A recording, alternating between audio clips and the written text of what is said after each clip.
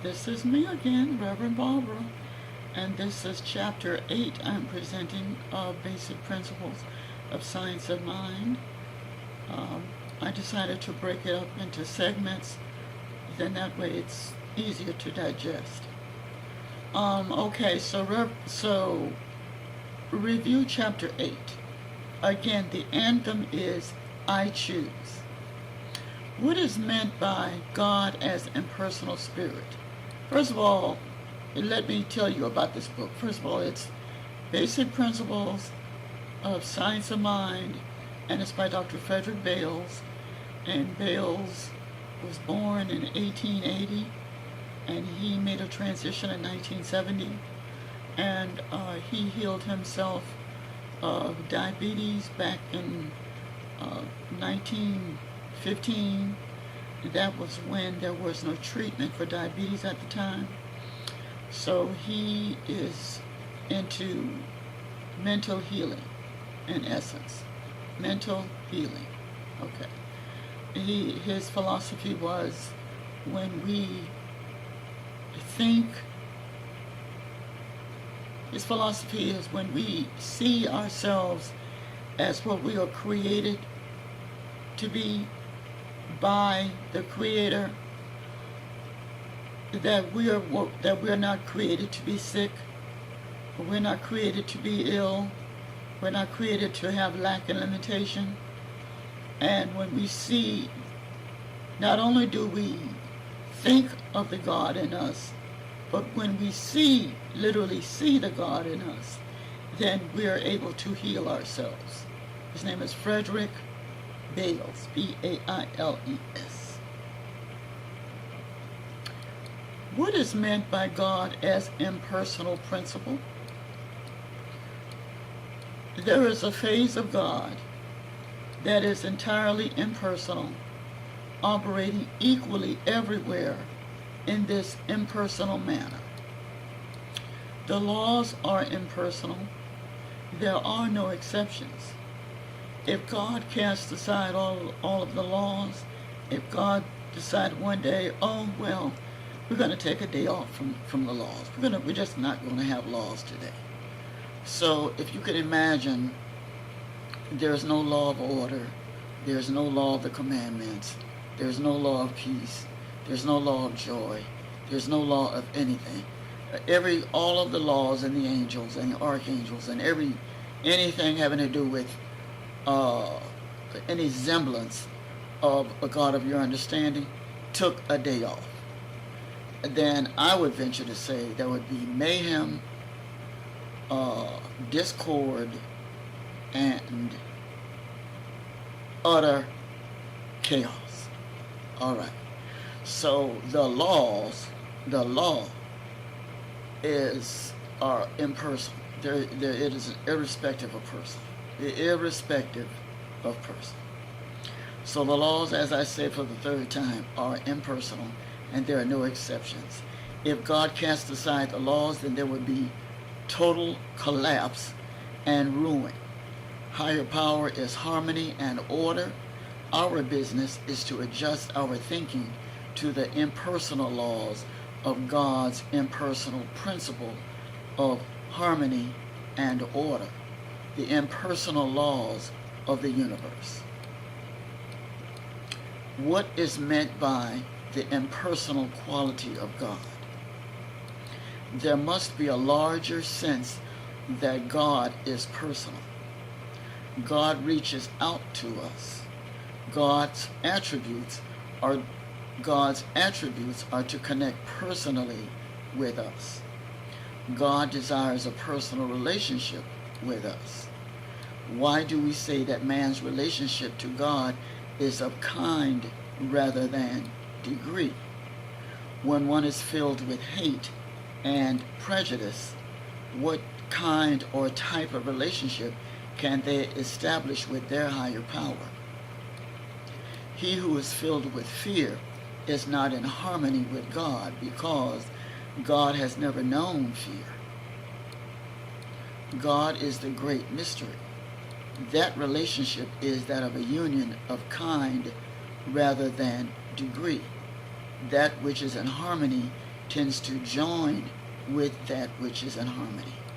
As we begin to think less about earthly chaos, seek harmony in the infinite, and begin to establish a closer relationship with the infinite.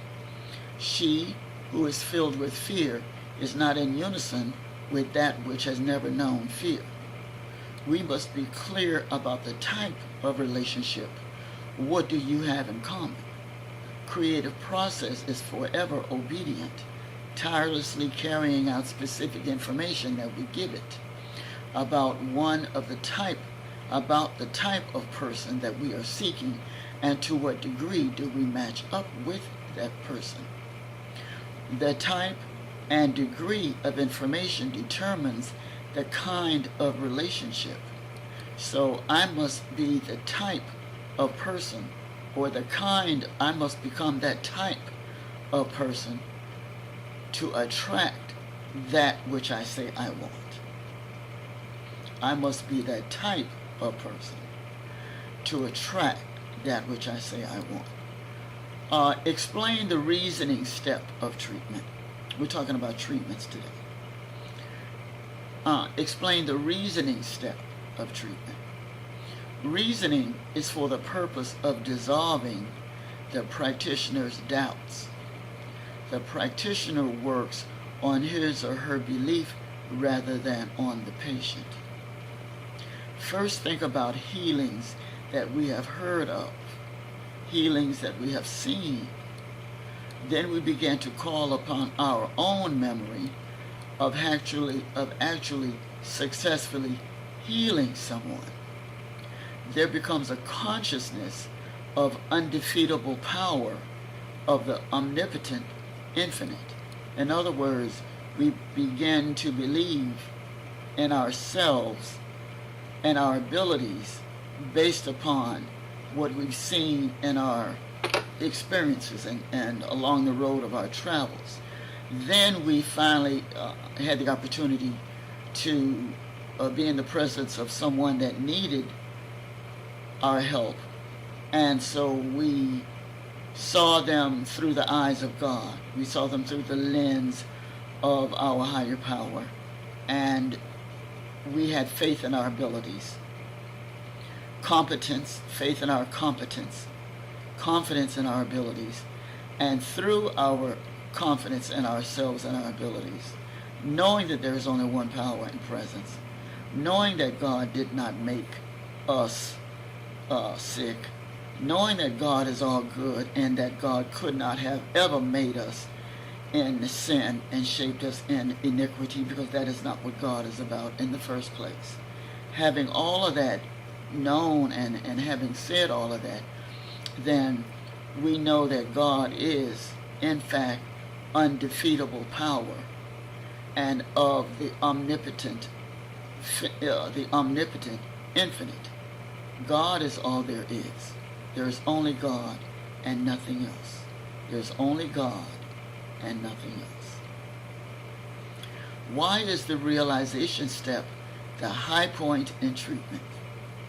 We realize that we are not speaking our word into a void. We are not speaking our word into emptiness. There is a power that is greater than us that hears our word. It hears everything. And that is a powerful entity.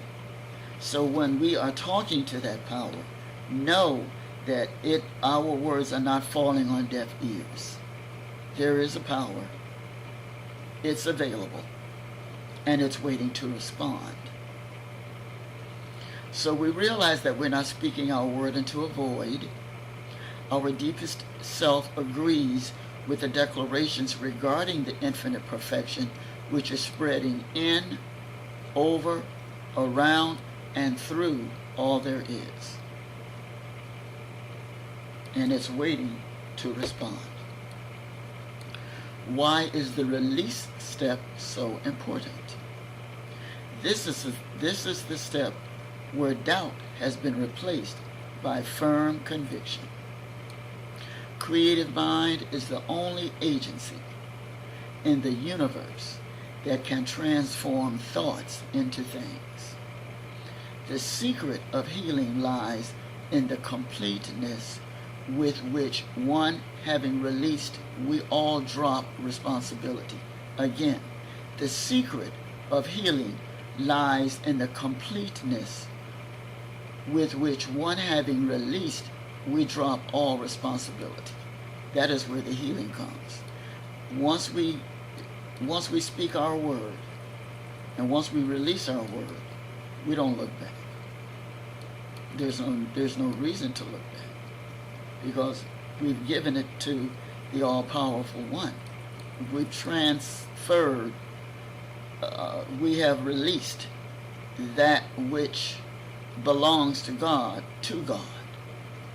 Okay? We've given God's property back to God, so God can take care of it. So God can do what God does best: restore, refurbish, and resurrect. Where are we? Okay, that responsibility belongs to God.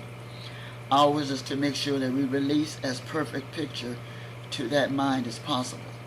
The Father that dwelleth in me, he doeth the works. What is the purpose of the rejoicing step?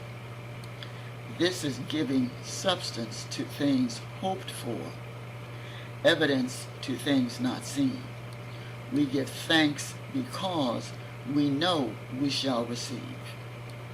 What is the difference between talking with a patient and giving treatment for a patient? What is the difference between talking with a patient and giving treatment for a patient? What we say to a patient during a conversation is not a treatment. What we say about the patient when he is not with us, that is a treatment. Instead of petitioning in a treatment, what do? We affirm that she is already perfect in the eyes of the infinite, that she is free from false belief, that he or she, that the body and affairs are now manifesting his or her changed belief.